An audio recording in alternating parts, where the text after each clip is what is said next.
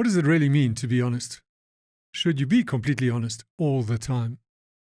And when is it okay to not say exactly everything that's on your mind? In my last video, I showed you why radical honesty, speaking every thought that comes into your mind, doesn't work. It's impossible. It's narcissistic, and it destroys relationships. That implies that sometimes not telling the whole truth about what's on your mind or in your heart can be okay. Well, yes, because sometimes the thing you think or feel might not be the absolute truth. It might not be the whole truth, and it might simply be damaging. The other person may not be ready to hear it. The relationship may not be ready for it. The fact that you could be more honest doesn't mean you have to throw out all judgment, diplomacy, empathy, or emotional intelligence and flip to the extreme of radical honesty. Honesty is not binary. It's a continuum. From naked, brutal truth through sensitive sharing, all the way to carefully abstaining. I'm Neil Beerbaum, Master Certified Coach, and I've spent 20 years and 10,000 hours testing what actually works. In this video, I'll show you a framework called the 3 levels of honesty. It will help you to break the process of speaking your own truth, sometimes not telling the whole truth about what's on your mind or in your heart, into workable steps so that you can be confident in the way that you go about it. It will help you to move in a healthy way up or down the honesty continuum based on what you know you need. Maybe you could tone it down a little. Maybe you need to dial it up a bit. Either way, this is for you. In the last video, I shredded the claim of radical honesty, the notion that every thought must be expressed or you're being fake. I showed that you're always already selecting which thoughts to express, even if you're not aware that you're doing it.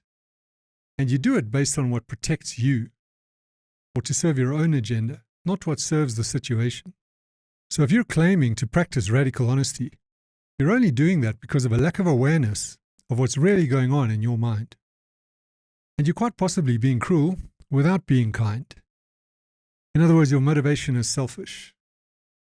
If you're someone who's on the receiving end of someone claiming radical honesty, I gave some arguments in that video that you can present to counter their inevitable gaslighting. If you haven't seen it, go check it out.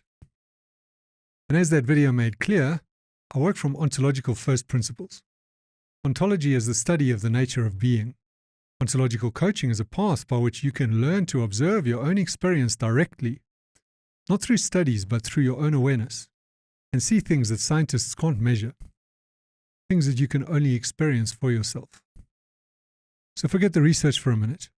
These are things you can investigate and validate yourself. If you observe your mind, as mindfulness teaches you to do, and as I've been doing daily for 40 years, and you slow it down frame by frame, you'll see what I'm talking about. And you'll see it directly. You won't need me or any researcher to convince you. And if you haven't done that, no worries. You can still follow and test it later. So let's get into it, from the ground up. Let's say you're late for a meeting. You blame the traffic. Everyone knows it's a white lie. Is that okay?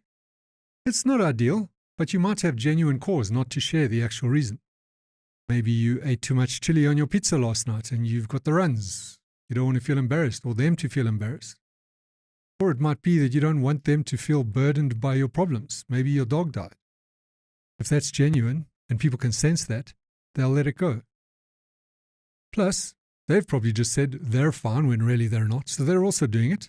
This is how we oil the social engine, how we feel each other out, how we create a healthy buffer zone between us so that we don't get drawn into each other's lives unnecessarily when we've just met or when we're under pressure at work. So there's a bit of empathy, understanding, allowing going on from both sides. There's a tolerance limit. And you don't want to be doing too much of that. And we should certainly strive to do as little of it as possible. But there's always going to be some of it going on. We can't deny that. To deny it and to claim radical honesty is to be both selfish and unaware, as I said in my last video. Now here's when it does matter. Telling the white lie matters when it matters.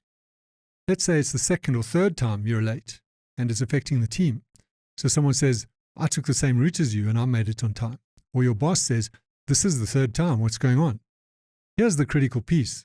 It's what I call adding the second layer versus coming clean.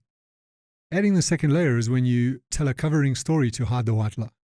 Oh, I didn't take that route. I tried a shortcut and it made things worse. Guess what? Everyone can see it or feel it. It creates distance between you. It creates distrust. And it diminishes presence, firstly in you because you're busy holding it all together, and also in others because they're checking you out or wondering if it's true, etc. So they withdraw into their minds. Coming clean, on the other hand, is when you quickly and willingly uncover the white lie and tell the truth. Okay, I've just met a new lover and they've been staying over. We've been getting to bed a little late. Or my dog is sick and I've been visiting her at the vet in the mornings. Everyone can see why you didn't want to say that first up. But now when you say it, the room goes quiet. It's exposing enough, embarrassing enough, vulnerable enough that people know it's the truth. They'll respond with humor or care. So coming clean, telling the truth, has the opposite effect. It creates connection and presence. So why do we do that? And how is it okay? I said in the last video that our thoughts and behaviors arise within a context that is created by our intention. So when you have a work deadline to meet, your thoughts and behaviors are very much driven by that deadline. In the same way, your intention when you were late was to be efficient, maybe, and not waste people's time with the details, or to not embarrass them or yourself.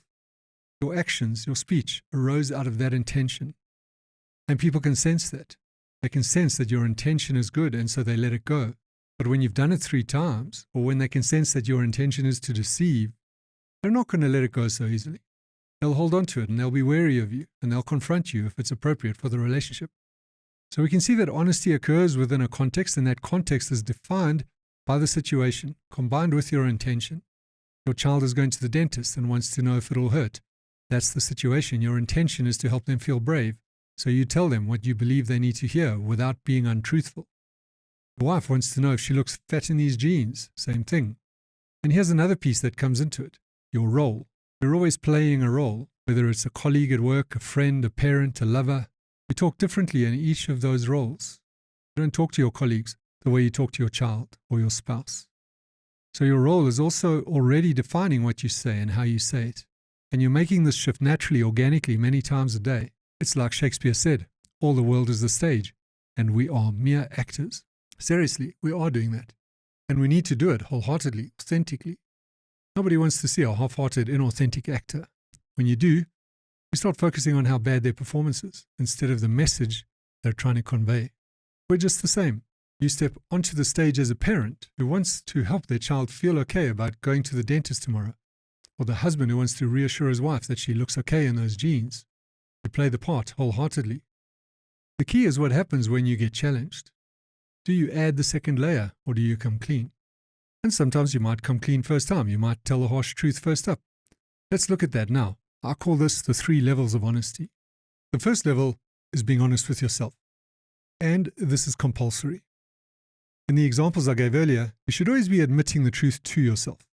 I overslept. I'm also scared about the dentist. I'm not sure those exact jeans work for her.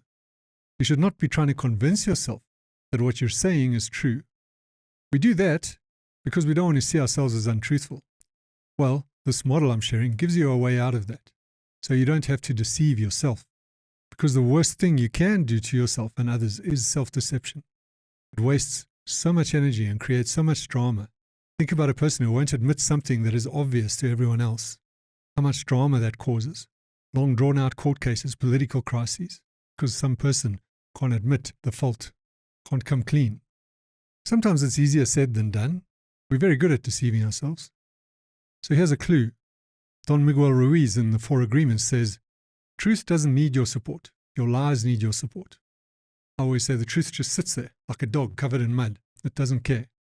So when your child asks about the dentist, if you're also worried, you don't try to convince yourself you're not. You own it by admitting to yourself internally, I'm also scared and I will act bravely for the sake of the child. Notice I use the word and instead of but there. So I'm scared and I will use act bravely, not I'm scared but. Because but negates the feeling and closes down the energy and lets you hold both at the same time.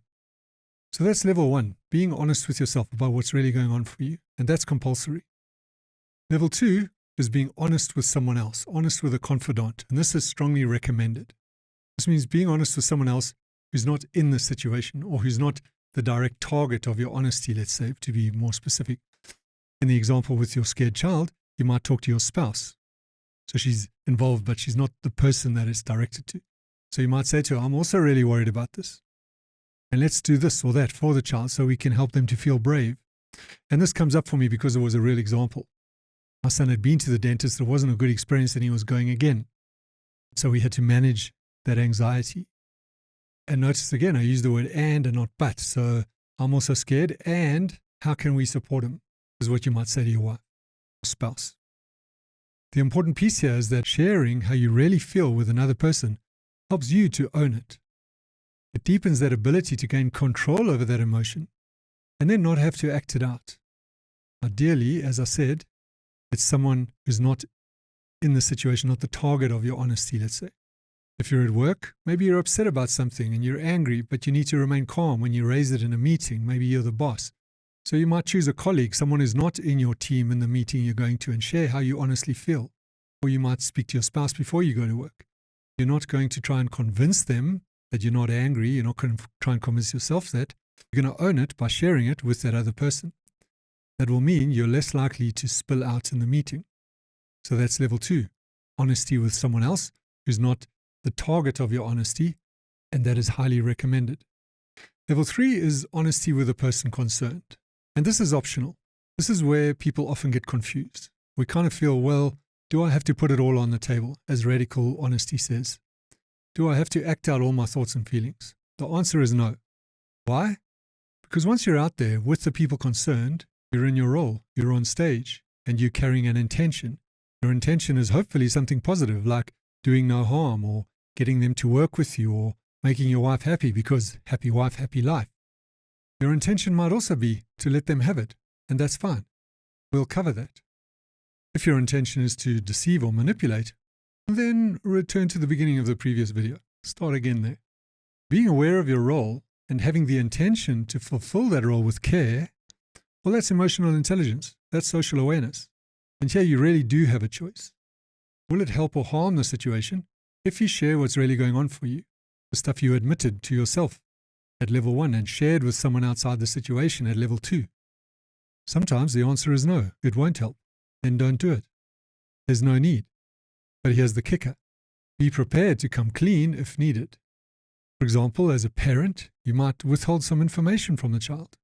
You won't tell him about the big needle that's going to make it not hurt. You'll say the doctor has some special medicine. As a husband, you might also decide, now is not the time to say that you've put on weight. Maybe tomorrow, or maybe never.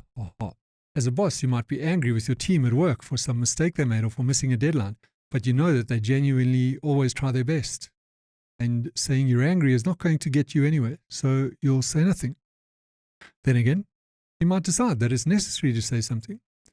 Maybe you've avoided the subject with your wife before, and so this time you might find a way to say it, like, I think we both need to go on a diet, if that's true. Or as a boss, you decide you will let your team know you're angry, and you can do it like this. Instead of acting it out, you just share it as information.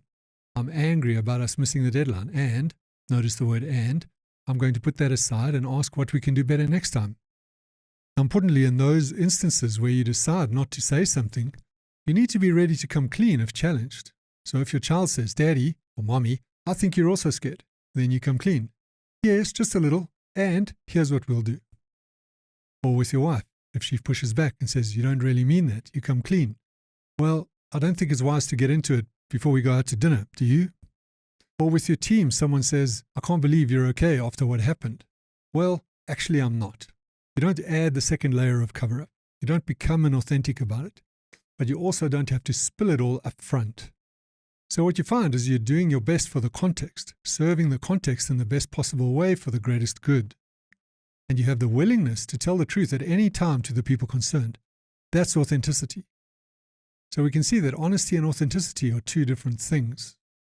Honesty is what's really going on for you inside. You need to be honest with yourself about that. It helps to be honest with someone else who's outside the situation. And you can decide how honest you want to be with the people concerned. Authenticity is that last bit. It's how aligned you can be with your intention and with what's really going on for you without having to be explicit about it all, yet being ready and willing to share it if called upon to do so. So brutal truth for yourself, but it's held back from others unless it's genuinely going to help the situation or unless the other person asks for it. And here's one caveat. When you choose not to offload the whole truth or the absolute truth, Always be asking yourself, am I doing this out of fear or self-protection or some agenda? Or am I doing it out of a genuine care for the other person, or because I think it's best for the situation? Or simply because I have some healthy level of doubt about whether I'm right? All of these can be valid reasons. Although the first ones I mentioned, fear, self-protection, personal agenda, we might want to challenge ourselves in those instances. We might want to speak up even if we think it might cost us. Often you'll be surprised at the result you get. And by the same token, if you're telling yourself it's for the best of the situation, be careful not to accept your own reasoning too quickly. It might be an excuse. We are very good at convincing ourselves of things that are not entirely true. I'm Neil Beerbaum, Master Certified Coach with 20 years and 10,000 hours testing what actually works in the real world, not just in theory. Subscribe for more self-help based on ontological first principles that you can test yourself. Let me know in the comments which of these 3 levels you struggle with the most. I read everything and I want to know, because your best self deserves better.